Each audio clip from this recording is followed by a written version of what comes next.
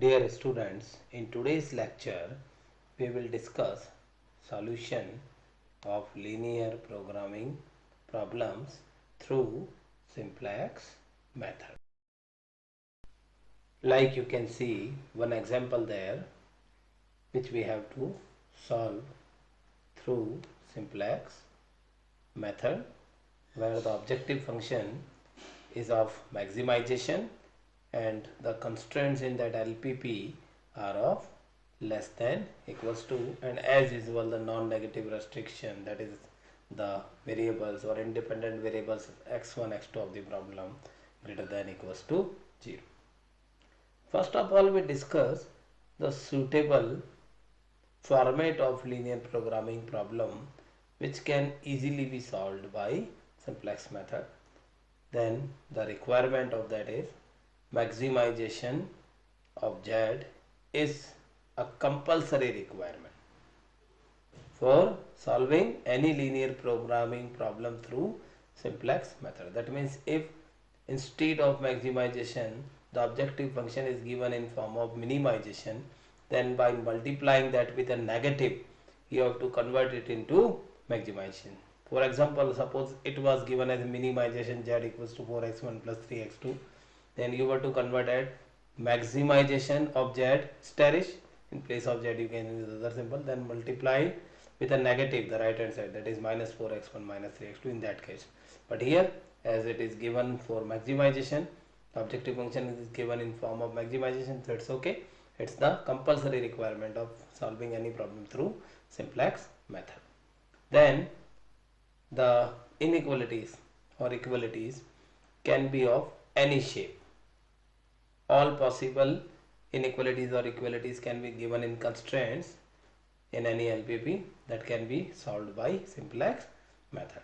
But if all inequalities are given in form of less than equal to, then it is always the easier option for solving through simplex method, which we will see how it's the easiest choice.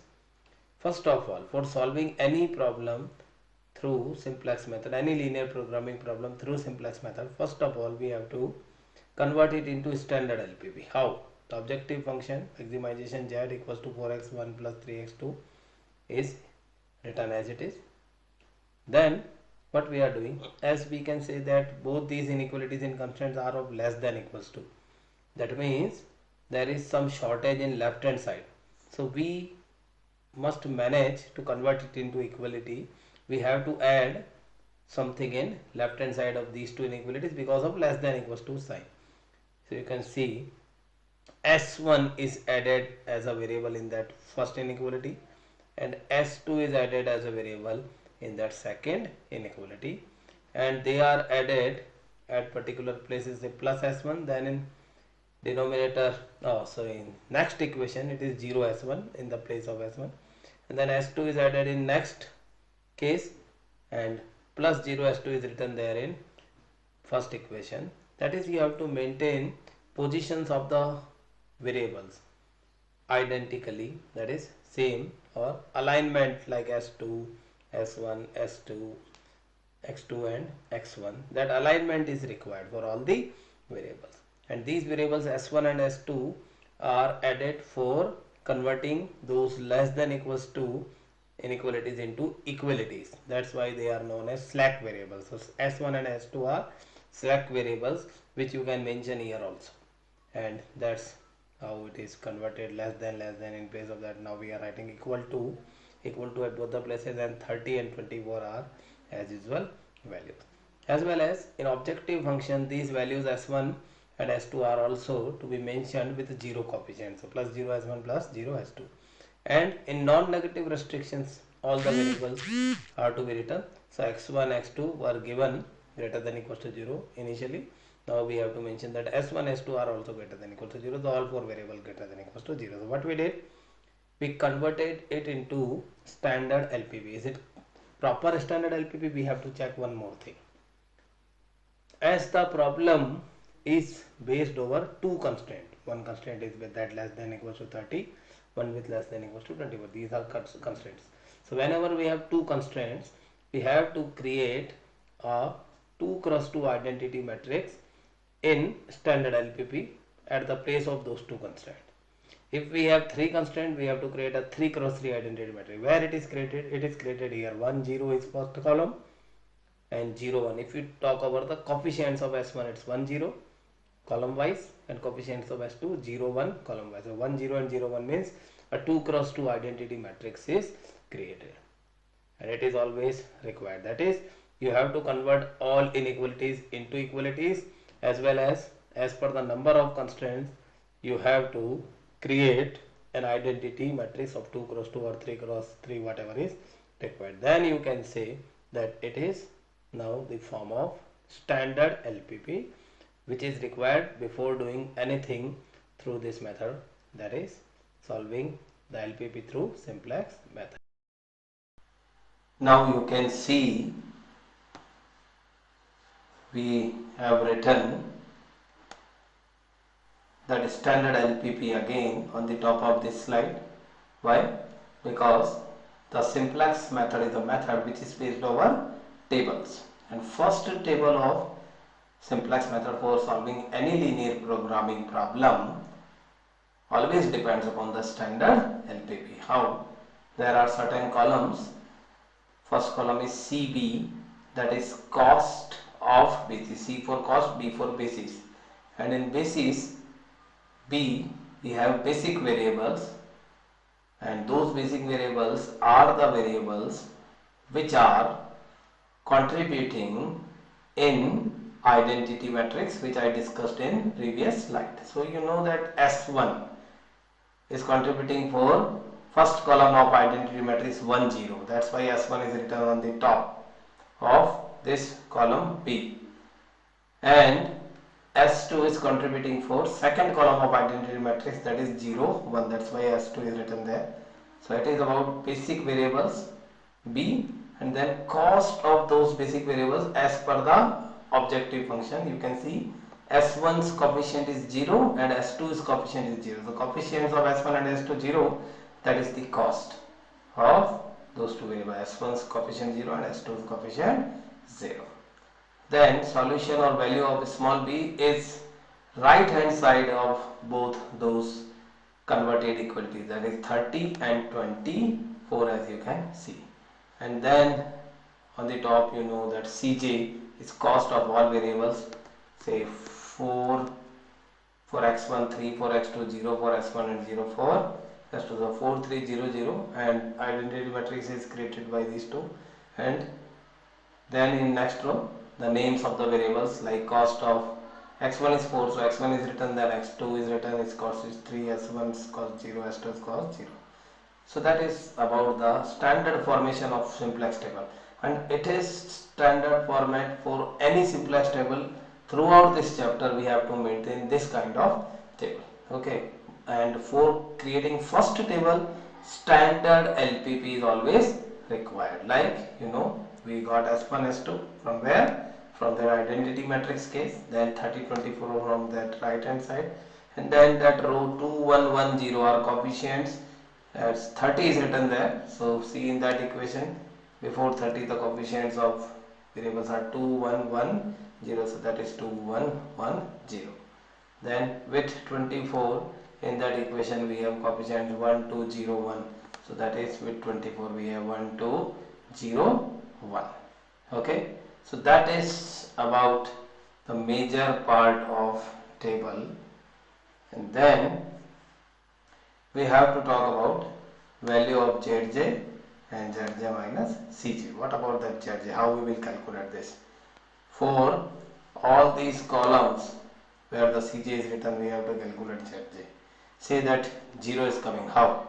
We have to multiply that 2 with that cost 0 plus 1 into that 0.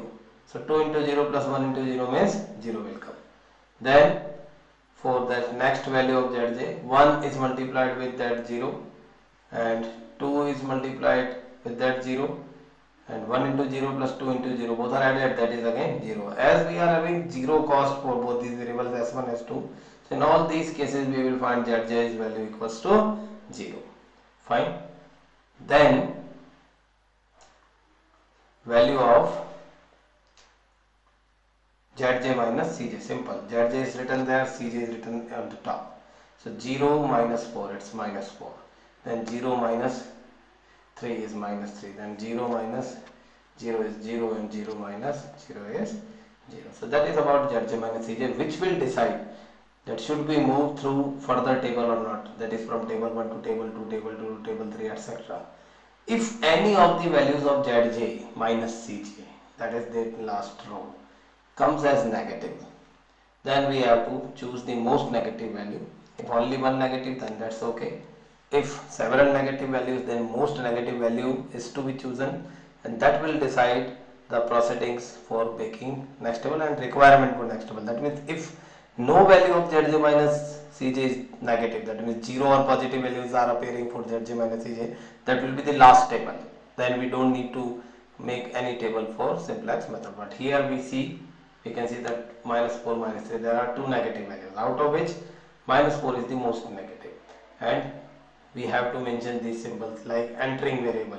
Entering variable means the variable concerned with that most negative value of Zj minus Cj, which is x1. That means in next table 2, x1 will enter in place of either s1 or s2. These are the basic variables.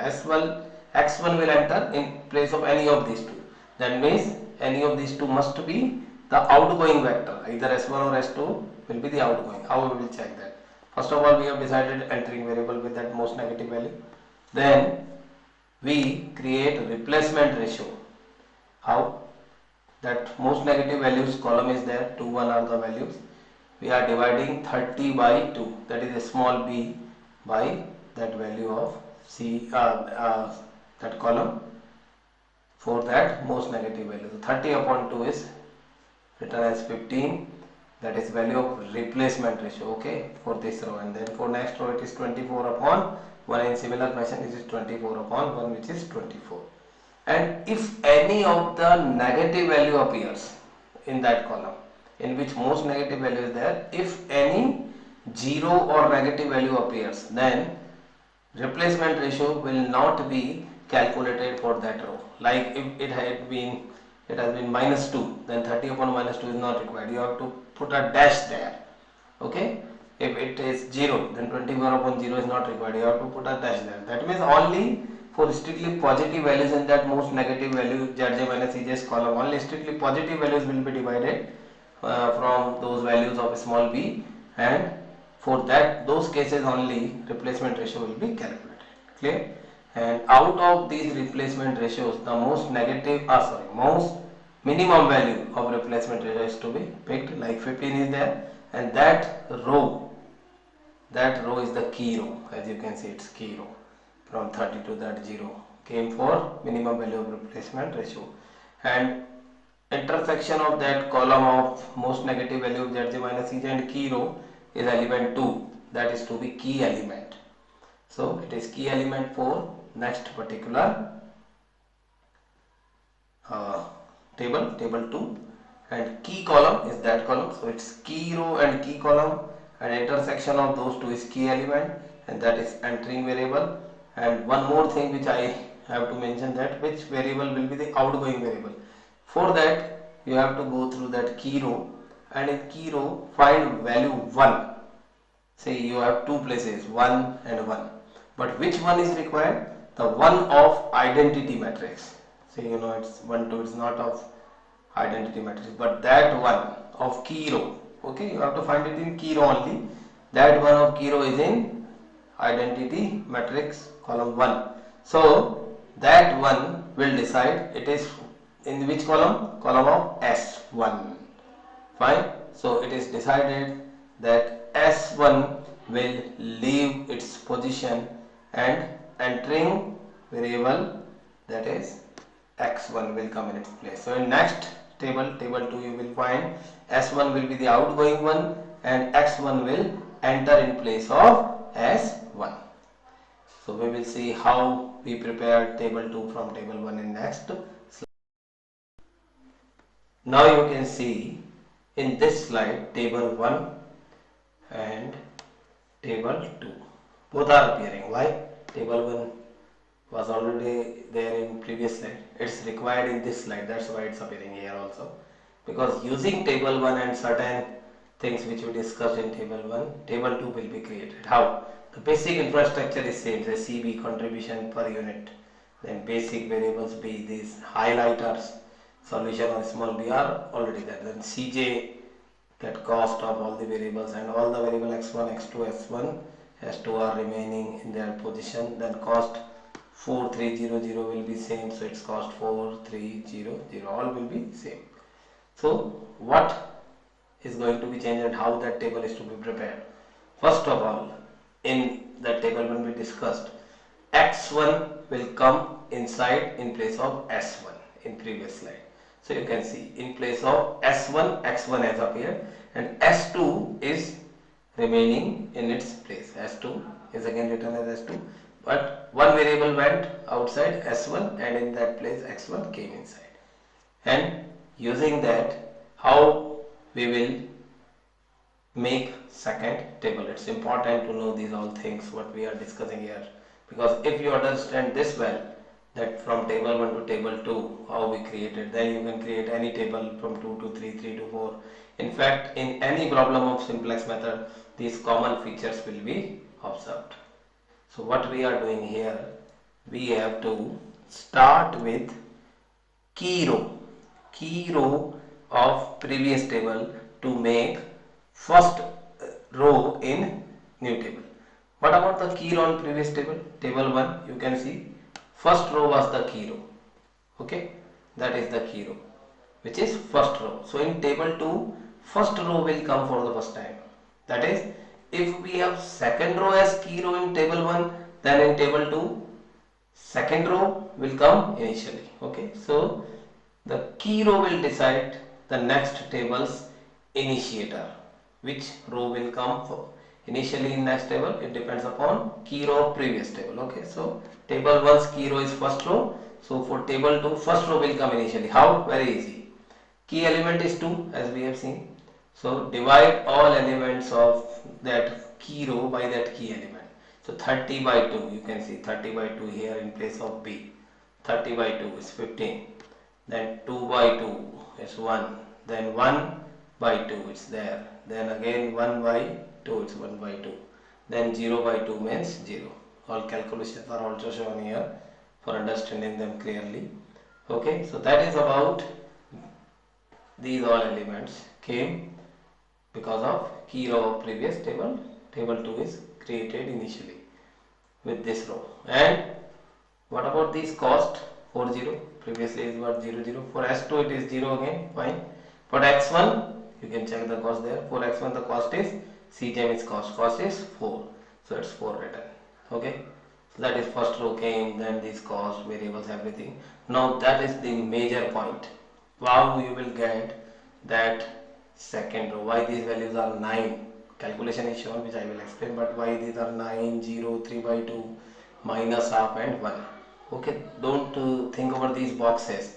These are preparations for next table. We will discuss it later on. But here that we have to discuss this calculation, how they are coming. For that, check the key element of table 1. In key row it is 2, the key element, and below that we have 1. And what we need to make second row of new table. Okay, fine, second row of new table is required, and for that the element below the key element or in that column of second row is required, that is 1. So what you have to do, in table 2 the row which has already come only one row, that is 15, 1, half, half and 0. You have to multiply these all values, 15, 1, half and 0 by that sub key element 1 of previous table to that already came table of came row of this table 2. So you can see that 1 is multiplied by 15 there, 15 into 1. 1 is multiplied by 1, half is multiplied by 1, half is multiplied by 1, 0 is multiplied by 1. And these all are with negative sign, minus, minus, minus, minus and minus. That means we are subtracting these products from which values? From table 1's second row, that is second row of table 1. Here we have to find second row of this table. 24 minus that product is subtracted, finally it's coming as 9, and from that 1 that product is subtracted, then it came 0, and similarly 3 by 2 minus half and 1 came. So that is about very important step. I am summarizing this one more time. What we did here, we subtracted from these values 24, 1, 2, 0 and 1. That is, these all values are values of second row of table 1, and here we need to create second row of table 2. So from these all values 24, 1, 2, 0 and 1 we are subtracting. Which values are being subtracted? Certain product of which the row which already came there in new table 2, 15, 1, half and 0, multiplied with that element 1 which is in alignment of key element of previous table. So 1 multiplied with 15, 1, half and 0.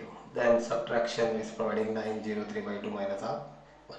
So that is about major part of the table 2 completed. Then similar kind of calculation Zj, that is 1 into 4 plus 0 into 0 which came as 4.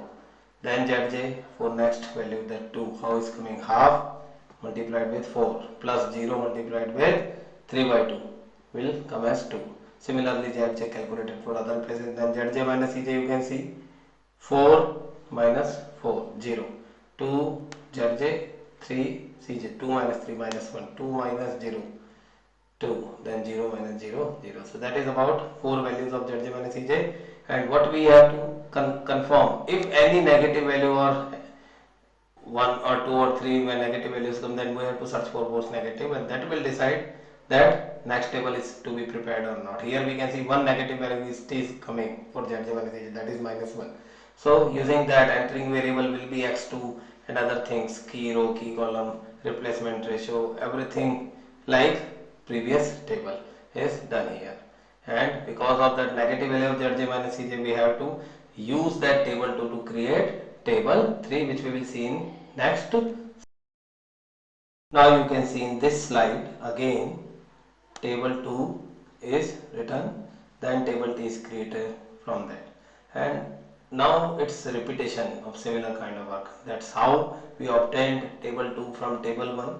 We have to obtain table 3 from table 2. Like you can see in table 2, second row is the key row, and we know how it can be decided. Key row, because of minimum replacement ratio is 6, similar to that we decided previously. So using that key row 9, 0, 3 by 2, and key element is 3 by 2. So we have to divide all elements of second row from 3 by 2. So 9 upon 3 by 2, you can check that 9 upon 3 by 2. Second row in table 3 is coming initially. Why? Because second row in previous table 2 is the key row. Fine. So it's 9 upon 3 by 2, 0 upon 3 by 2, 0. Then 3 by 2 upon 3 by 2, 1. Minus half upon 3 by 2 is minus 1 by 3. 1 upon 3 by 2 is 2 by 3. So that is initially second row of table 3 came. Then what we need to find first row of table 3, and similar process we have to check in that particular first row of previous table is 15, 1, half, 0. So we have to subtract all certain products from 15, 1, half and 0. Which values are to be subtracted? Products of in alignment of 3 by 2 in first row of previous table we have 1 by 2. So 1 by 2 is multiplied with the table row which already came there in table 3. So 1 by 2 into 6 into half, say. Then 1 by 2 into 0 are subtracted there from those values. Then 1 into 1 by 2, then minus 1 by 3 into 1 by 3 subtracted, so minus plus. Then 2 by 3 into 1 by 2 subtracted from there. So that is we obtained first row. And in place of in place of S2, X2 is appearing. Why? Because as per the table 2, the entering vector, because of that negative value, only negative value, X2, and outgoing vector is S2. So in place of S2, X2 is coming there.